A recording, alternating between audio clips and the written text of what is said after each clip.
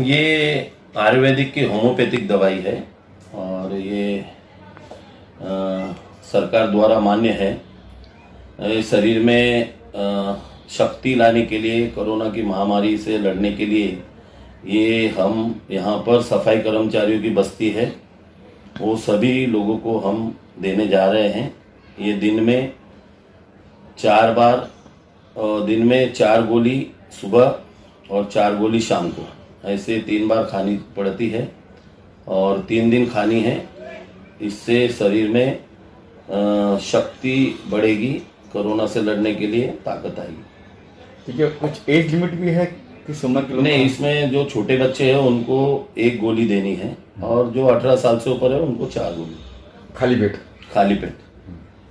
और राजीव भाई, ये जो अभियान आप कर रहे हैं, अभियान कितने दिन चलने वाला है? कुछ ये जब तक ये अभी ये 3 महीने का कोर्स है। ये महीना पूरा होने के बाद में हम उनकी आज एंट्री लेंगे, नेक्स्ट मंथ उन्हीं को फिर से वापस से देंगे। एक डिब्बी में 90 गोली है जो एक परिवार को चल सकती है। अगर 3 से 4 लोग रहेंगे तो एक परिवार को चलेगी। इसकी कीमत ज़्यादा नहीं है और हम ये नहीं बताना चाहते कि भाई, लेकिन मैं चाहता हूँ कि जिस प्रकार से हम लोगों को के लिए सेवा कर रहे हैं वैसे ही और बहुत सारे लोग आए और सेवा करें।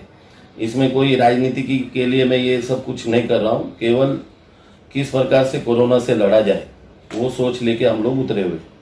और जैसे कि आप लोग जान रहे हो, हमारी सम्मानीय नेता, हमारी राष्ट्रीय अध्यक्ष आदरणीय सोनिया गांधी जी और मुंबई के अध्यक्ष सम्मानीय एकनाथ गायकवाड़ जी, और जैसे यूपी में हमारी नेता प्रियंका गांधी जी, और दलितों का गरीबों का दुख दर्द समझने वाले हमारे राहुल गांधी जी, ऐसे जो पूरी पार्टी को उन्होंने एक्टिव किया हुआ है कि जहां जहां भी हम लोगों की सेवा कर सके वहां वहां कांग्रेस का सिपाही उतरेगा। और जैसे आप लोग देख रहे हो, मेरे हर दिन कुछ न कुछ हमारे लोगों की सेवा के लिए हम लोग लगे हुए हैं और हम लोग हमेशा कांग्रेस के एक सिपाही है और कांग्रेस के सिपाही बन के लोगों की सेवा करेंगे। राजीव, इस दवा को लेकर लोगों को क्या संदेश देना चाहेंगे आप? मैं यही संदेश देना चाहता हूं कि ये दवाई हम मुफ्त में दे रहे हैं, कोई पैसा नहीं ले रहे हैं। इस दवाई से अगर लोगों को इस कोरोना वायरस से लड़ने के लिए अगर कुछ शक्ति मिलती है तो मुझे बहुत खुशी होगी, क्योंकि ये जो समाज है ये सुबह सफाई करने के लिए जाती है और इनको इस प्रकार की दवाई की बहुत ज़रूरत है। ओके। कभी राशन बांटते हो, कभी मास्क बांटते हो, कभी ये सब जो फंड होता है, ये फंड आपका है या फिर कांग्रेस पार्टी का है? देखिए, मैं कांग्रेस का सिपाही हूँ और ये जो फंड है ये मेरे परिवार के जो बचत होती है उसमें से है। पार्टी की तरफ से तो अभी तक कुछ फंड मिला नहीं है, लेकिन उस प्रकार की कोई बात है नहीं। पार्टी ने आज मुझे नाम दिया है। आज आप जैसे लोग जो जानते हैं, मेरे पीछे कांग्रेस का हाथ है और कांग्रेस का एक सिंबल है, इसलिए मुझे लोग कांग्रेस के नाम से ही जानते हैं और मैं एक सेवक हूँ, सेवा कर रहा हूँ।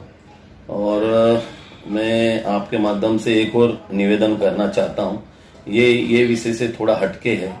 मैं यूपी की सरकार से निवेदन करना चाहता हूँ, माननीय मुख्यमंत्री आदित्य योगीनाथ जी, मेहरबानी करके 4 दिन से जो यूपी बॉर्डर पर जो बसें खड़ी है, आपने बताया बहुत सारी बसें खराब है, उसमें से अगर 200-300 बस खराब भी है, जबकि एक भी बस खराब नहीं है, अगर खराब भी है क्योंकि टीवी मीडिया पे दिखा रहे, जो मीडिया कल तक मोदी जी को दिखा रहे थे, मोदी जी की बात दिखा रहे थे, योगी जी की, आज वही मीडिया उन बसों को दिखा रहे हैं। मेहरबानी करके रहम कीजिए इन गरीबों पे, इन वर्करों को लेके जाने दीजिए। हमारे सम्मानीय नेता प्रियंका गांधी जी ने कहा है, अगर आप चाहो तो उस बस के ऊपर बीजेपी का झंडा लगा सकते हो, बीजेपी का बैनर लगा सकते हो, या यह भी कह सकते हो कि भाई ये बसें बीजेपी ने भेजी है, लेकिन मेहरबानी करके इन लोगों को इनके घरों तक जाने दीजिए। बहुत बुरी दशा है, कोरोना वायरस तो आया हुआ है, उससे भी ज्यादा भूखमरी, और हमारे साथी जो पैदल निकल रहे हैं वो बहुत ही दुख भरी घटना है। उनको जाने दीजिए, बसों को आप इजाजत दे दीजिए। एक तो लगता है मुद्दा मिल गया है मजदूर का हर पार्टी को, फिर कांग्रेस या शिवसेना या बीजेपी को। ये मुद्दा बनाया किसने? ये मुद्दा कोई कांग्रेस पार्टी ने तो बनाया नहीं है। ये मुद्दा तो किसी ने, एक आपदा आई हुई है, और इस आपदा में हमें राजनीति भूल जानी चाहिए।